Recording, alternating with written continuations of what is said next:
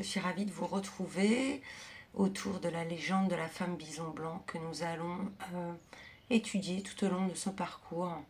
Nous allons étudier l'intelligence qu'elle nous offre, l'intelligence qu'elle nous propose sur notre chemin de vie en tant qu'être humain. Et si vous écoutez ou si vous avez écouté la légende de la femme bison blanc, l'histoire commence ainsi. Deux jeunes guerriers partaient à la chasse parce qu'il n'y avait plus de gibier. Et puis au loin, ils virent cette femme, ou en tout cas cette apparition. L'un d'eux se rendit compte que cette femme était particulièrement belle et l'autre s'en rendit compte aussi, mais surtout il se rendit compte que cela venait attiser son désir. Rien de plus normal en effet, quand on voit quelque chose de beau, ça réveille quelque chose en nous, une envie. Et le problème, ce n'est pas ce que cela réveille en nous, le désir, l'envie. Le problème, c'est ce que l'on en fait. Et c'est exactement ce que la femme bison blanc nous montre.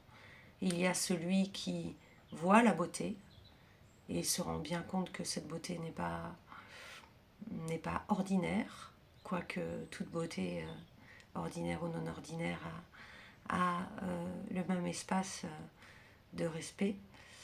Mais il se rend bien compte qu'on ne peut pas faire n'importe quoi avec ça. Et puis il y a l'autre qui est complètement subjugué par son désir et qui n'a plus conscience des limites. Et donc qui va décider sciemment de vouloir prendre cette femme. C'est comme ça, je la veux, elle va s'allonger avec moi. Je la veux.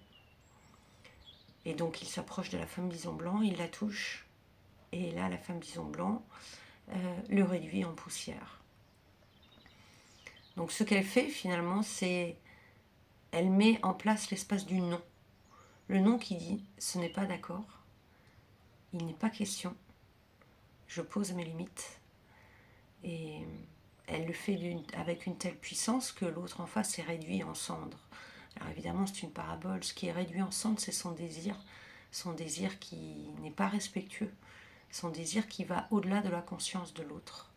Et c'est merveilleux comme cette légende est puissante pour ce message qui est de prendre conscience que nous passons notre vie à ça, à écouter nos désirs, et je n'ai pas dit besoin, j'ai bien dit désir, comme des enfants affamés. Et nous sommes comme des petits enfants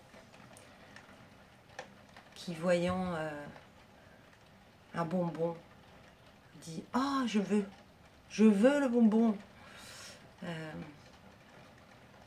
Voyant quelque chose, un chien, « Je veux le toucher !» Et puis la femme bison blanc, elle arrive et comme la maman, elle dit non. D'abord tu attends. Tu t'approches doucement. Tu attends de voir si le chien est d'accord d'être touché. Si c'est ok pour lui. Tu attends de voir si vous pouvez rentrer en relation. Ce n'est pas j'arrive et je prends. J'arrive et je te dis que j'ai envie de te caresser parce que je te trouve beau. Et si le chien te dit non, tu ne tapes pas du poing par terre et tu ne cries pas et tu ne fais pas une crise, il a le droit de dire non. La femme bison blanc nous apprend à grandir en humanité, en conscience, en respect.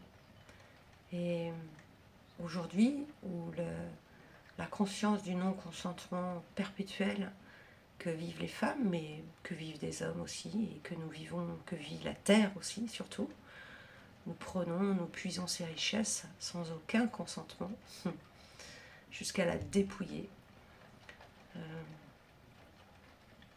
Je crois qu'elle est vraiment riche d'enseignements, cette légende. Et vous ne voyez, ce n'est que le début. Voilà, j'espère que ce post vous a plu, vous a ouvert un peu la conscience, vous offre un nouveau chemin de réflexion. Et si vous avez aimé, alors likez, abonnez-vous et rendez-vous au prochain rendez-vous. À bientôt.